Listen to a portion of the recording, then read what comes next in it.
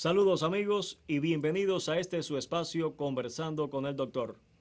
Unos minutos dedicados a compartir conocimientos y recomendaciones para llevar una vida más saludable. Quédese con nosotros.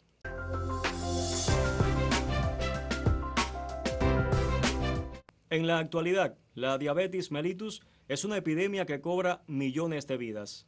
Las personas mayores nos cuentan que antes no existían tantos casos de diabéticos, y están en lo cierto. Su tratamiento se basa esencialmente en el uso de las tabletas y la insulina. Hoy conoceremos sobre su empleo y uso correcto en ambas variantes.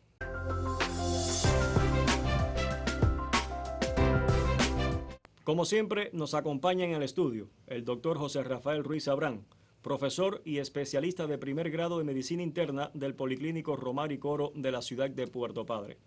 Doctor, buenas tardes. Buenas tardes, Jordani, y buenas tardes a mi televidente. Doctor, para entrar en materia, ¿cuáles son las bases del tratamiento de la diabetes mellitus? La diabetes es una enfermedad crónica, Jordani, no curable, pero sí controlable, con un tratamiento diseñado acorde a las individualidades de cada paciente. O sea, no hay un esquema único de tratamiento para el diabético, sino la adaptación de los tratamientos disponibles a esas características de cada enfermo. Y bueno, esto es lo fundamental de la enfermedad. ¿Cuáles son las bases, los pilares del tratamiento de la diabetes? En primer lugar, la dieta, que es muy importante. También los medicamentos de uso oral, o sea, los hipoglicemiantes orales. Y finalmente la insulina artificial inyectable. O sea, son los tres componentes básicos de todo tratamiento a un diabético. Lógicamente la dieta es muy importante, pero muchos enfermos no les basta con restringir su dieta para poderse controlar y entonces requieren las otras variantes del tratamiento farmacológico. Profesor, hay personas puertopadrenses que piensan que las tabletas se usan en los casos más leves, mientras la insulina en los casos más complicados. ¿Qué hay de cierto? En realidad, Jordani, el uso de la tableta o la insulina no se decide en base a la gravedad o la intensidad de la enfermedad, sino más bien su origen y su característica. Por ejemplo, los pacientes jóvenes, niños o jóvenes que debutan con una diabetes temprana, generalmente nunca pueden usar tableta porque tienen un déficit absoluto de insulina y necesitan desde el primer día de su diagnóstico el tratamiento con insulina. En cambio, los pacientes que se diagnostican como diabéticos en la edad adulta o en la vejez incluso, muchas veces resuelven con tratamientos con tabletas y dieta, porque aún su páncreas produce algo de insulina natural y pueden, con el apoyo de los medicamentos por vía oral, pueden controlar su enfermedad. O sea, que quiere decir que no es la intensidad lo que decide cuál de las dos variantes de tratamiento farmacológico se debe emplear en estos pacientes. Doctor, vamos a hablar sobre Cuba y acercarlos un poco más acá a Puerto Padre. ¿Cuáles son las tabletas que más se usan? En el mundo existen varios medicamentos, varios grupos de medicamentos para tratar la diabetes por vía oral. En nuestro país se utilizan fundamentalmente dos de ellos, la metformina y la glibenclamida. La metformina es un medicamento que no genera hipoglicemia, o sea, no causa hipoglicemia al paciente que lo consume, porque su efecto es diferente a la glibenclamida. Lo que hace la metformina es reducir la absorción de glucosa en el intestino, reducir la producción de glucosa por el hígado y aumentar el efecto beneficioso de la insulina natural. Por tanto, no causa hipoglicemia. En cambio, la glibenclamida, que es el otro fármaco que se utiliza, su efecto es forzar al páncreas a que produzca un poco más de insulina natural.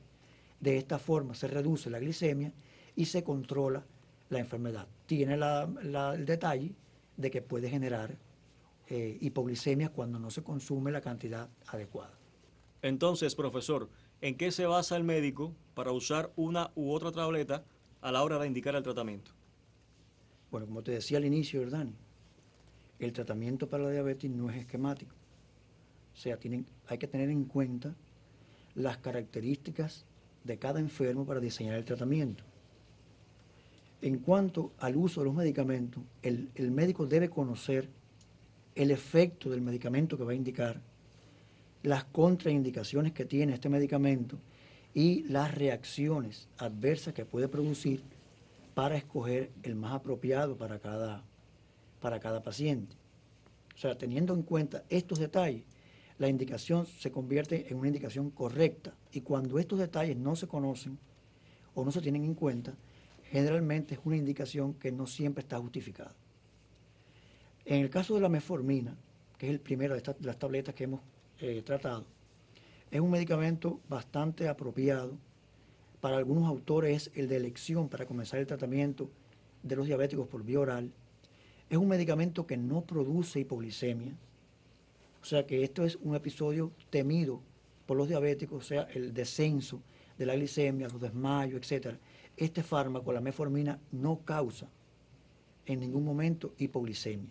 Su efecto en realidad no genera esta eventualidad. Y salvo algunos detalles en que no debe usarse, por ejemplo, cuando hay cardiopatías o enfermedades del riñón severas, no debe utilizarse la metformina. Y cuando hay efectos adversos, como las diarreas, los vómitos, las náuseas, pues se recomienda la suspensión de este fármaco, el cual es idóneo en los pacientes diabéticos sobrepeso u obesos, porque se ha visto que facilita la pérdida de peso en estos casos. ¿Y la glibenclamida? Bueno, la glibenclamida es otro medicamento bastante diferente en cuanto a su mecanismo de acción. Hay que tener cuidado con el empleo de esta tableta, sobre todo con las dosis exageradas, porque puede generar episodios de hipoglicemias que a veces resultan bastante serios, y esto es peligroso para el diabético. La glibenclamida se ha comprobado en estudios recientes que cuando se utiliza por mucho tiempo en algunos diabéticos puede aumentar de peso. O sea, la mayoría de los diabéticos son sobrepeso, por tanto hay que tener cuidado con este fármaco cuando existe esta condición, porque se ha visto que puede aumentar de peso. Y tampoco se recomienda el uso de la glibenclamida en aquellos diabéticos que tienen cardiopatías importantes. No deben utilizar la glibenclamida. La dosis máxima de este medicamento son 6 tabletas al día, divididas en 3 frecuencias.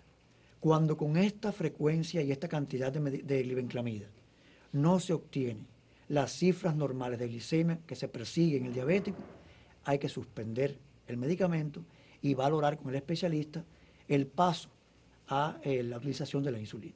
Precisamente, doctor, vamos a hacer la pregunta de la tarde. ¿Cuándo se necesita pasar de las tabletas al tratamiento con la insulina? Vamos a tratar de resumir, Jordani, tu pregunta de la mejor manera. En primer lugar, hay que recordar que hay diabéticos que nunca pueden usar las tabletas. ¿Cuáles son estos diabéticos? Los que comienzan su enfermedad en la niñez o la juventud y se clasifican como diabéticos tipo 1 o insulino dependientes. Estos diabéticos no tienen reserva de insulina ninguna en su organismo y por tanto las tabletas no cumplen ningún objetivo en estos casos.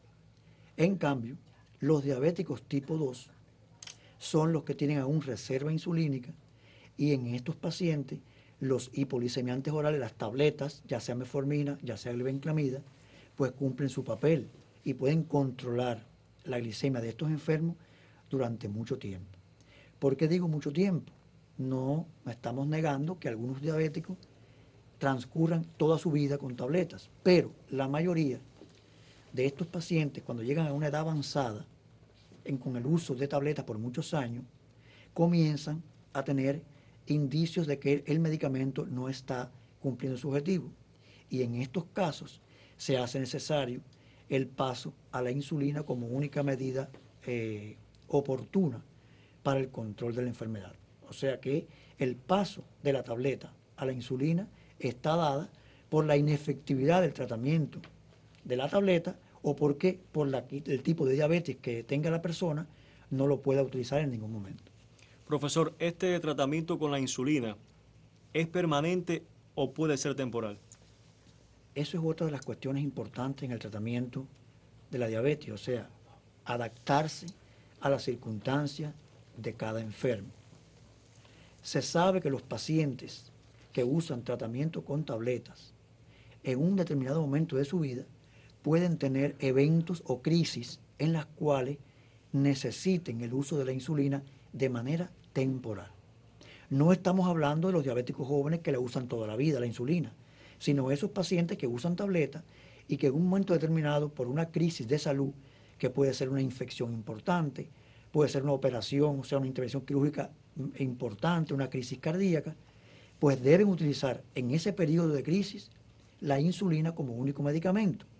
Y muchos de estos enfermos, una vez superada esta crisis, pueden volver a su tratamiento anterior con tabletas sin mayores problemas.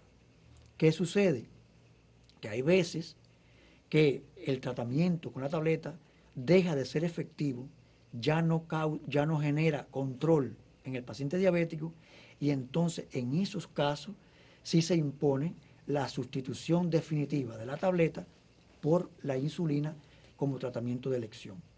Las personas en la población tienen muchos conceptos erróneos sobre la insulina, de que afecta la visión, de que causa problemas, en fin. Como todo medicamento debe usarse con medida y supervisado por un especialista. Pero la insulina, cuando llega el momento en que las tabletas no cumplen su objetivo, es la única salvación que tiene el diabético a largo plazo. O sea, si se posterga ese momento de usar la insulina cuando es necesario, se está dañando la salud del diabético, se están acelerando las complicaciones y no va a haber otra solución que utilizar este medicamento. O sea que esto es la manera en que se utiliza, ya sea temporal o de manera definitiva. Gracias, doctor, por estar con nosotros. Un placer, Julián.